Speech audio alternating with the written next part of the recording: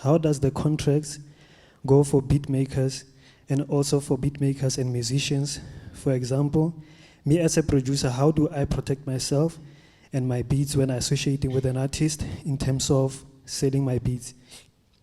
Are we gonna create a new contract for each artist I associate with? That's the first question.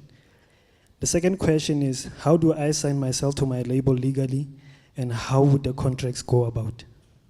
Okay, so to answer the first question, you enter into agreements with everybody that you're going to sell your beats to, or if you're a producer, if you're going to put together the song, and you know that you're taking elements, you've got the singer, you've got the beat maker, and you're then structuring it, because remember there's a difference between a producer and a beat maker, right? So whatever you're doing, if you're interacting with anybody in terms of that kind of relationship, you have to enter into an agreement. The agreement will then specify, the same way when you walk into a studio and you're about to record, you must make sure you've got your split sheets. In those split sheets, you'll decide who owns what in terms of a percentage. So you'll start with that split sheet. Once you've then got that split sheet, then you can enter into the agreement before or even after.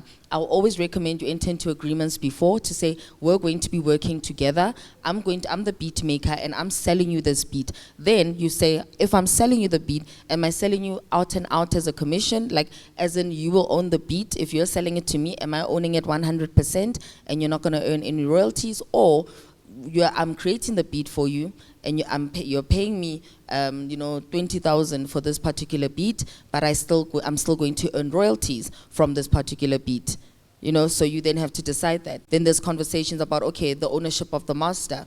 Who then owns the master? Then there's conversation around the publishing. Who owns the publishing, and how do they own that publishing? And what are the percentages? So that's what you have to do, and you have to enter into an agreement that will be specific to that, and how the structure of that engagement is. And it's going to differ person to person that you work with. So if the song blows up and it becomes a massive song, I mean, we've seen it with Jerusalema, we've seen it with a lot of the Amapiano artists and their songs, is that you record a song, you guys' vibes in the studio, you're having a good time, you record it, it blows up, becomes a massive song, then one person takes full credit for that particular song.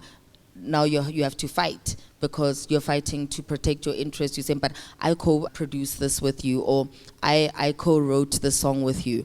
Now you want your share. So it's always best to agree at the onset what that's going to look like.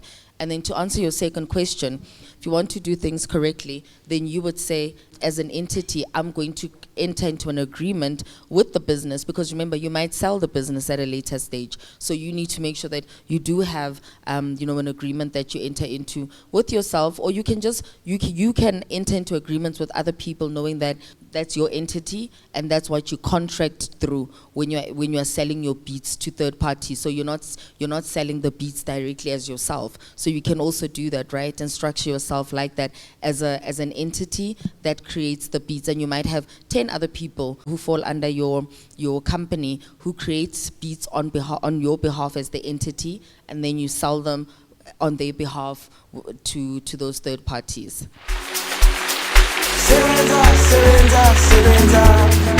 Sebenza kanzima